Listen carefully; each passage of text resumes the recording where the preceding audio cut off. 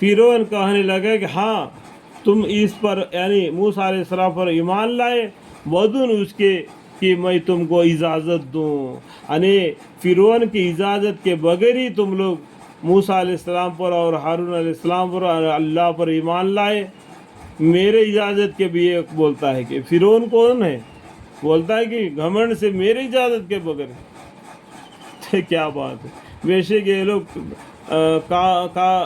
ये बेशक ये एक कार्रवाई थी जिस पर तुम्हारे अमल दरामद हुआ है इस शहर में, ताकि तुम सब इस शहर के रहने वालों को इससे बाहर निकाल दो। ये लोग तुम लोगों का एक चाल है तो यहाँ पर जी हम लोगों को निकालने का। तो इस तरीके से वो उल्टा समझ गया, क्योंकि उल्टा खोपड़ी का है ना। तो आखिरी में क्या हो गया उसका अंजाम। तो बेहतर है अब तुमको हकीकत मालूम हो जाती है, यानी वो गुस्से में आ गया कि अभी मैं ये तुमको क्या करने वाला, मैं तुम्हारी एक तरफ का हाथ और दूसरी तरफ का पाँव कटवाऊंगा, फिर तो सबको सूली पर टांग दूंगा। देखो फिरौन को एक और निकनेम है मेखे वाला बादशाह। जो उसका ज़माने में जो आदमी गलती करता था उसको एक वो प्लस आकार में लकड़ी लगा के उसको हाथों में पैरों में कील मारता था, चीला। मेखो वाला बादशाह मतलब क्या है, फिरौन था। जो ईसा अलैहिस्सलाम को भी उसी तरीके से सज़ा दिया गया। ये लोग उसको क्या करते हैं, ईसा अलैहिस्सलाम ने हमारे वास्ते अपनी जान कुर्बान कर दी, लेकिन कुरान इस बात को कतई नहीं मानता। कुरान ये कहता है कि आप गम मत कीजिए ईसा अलैहिस्सलाम, आपको हम अपने तरफ उठा लेंगे। क्या समझ में आ गया बात।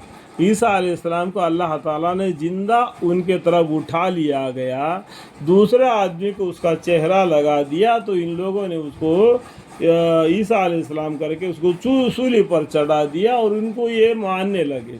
ये गलत ख्याल में है और उनको सरसरी बात से बतला दिए, झगड़ा करने की कोई बात नहीं, माने तो भय खैर, नहीं माने तो भी खैर, आखिरी अंजाम उनको मालूम हो जाएगा। हक बात क्या है, कुरान हक है, अल्लाह एक है और पैगम्बर सल्लल्लाहु अलैहि वसल्लम हमारी हिदायत के लिए आएंगे, उनके ऊपर एक कुरान नाजिल हो गया। इसमें कोई दबी हुई बात है नहीं मेरे भाइयों। कुरान को पढ़ो, मानी को पढ़ो, कोई दबी हुई बात नहीं।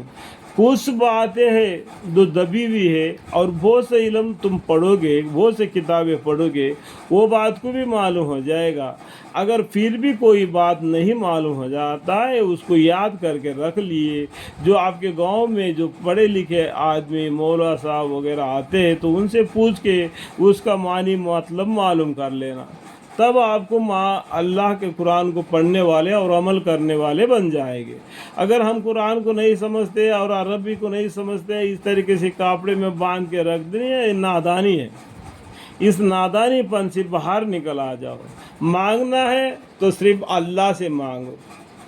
अल्लाह ही तुम्हारे पैदा किया, तुम्हारे रहना सहना तक का खबर रखता है, वही तुम्हारे रिज़्क़ पहुँचा देता है, वही तुम्हारा खैर ख्वाही है।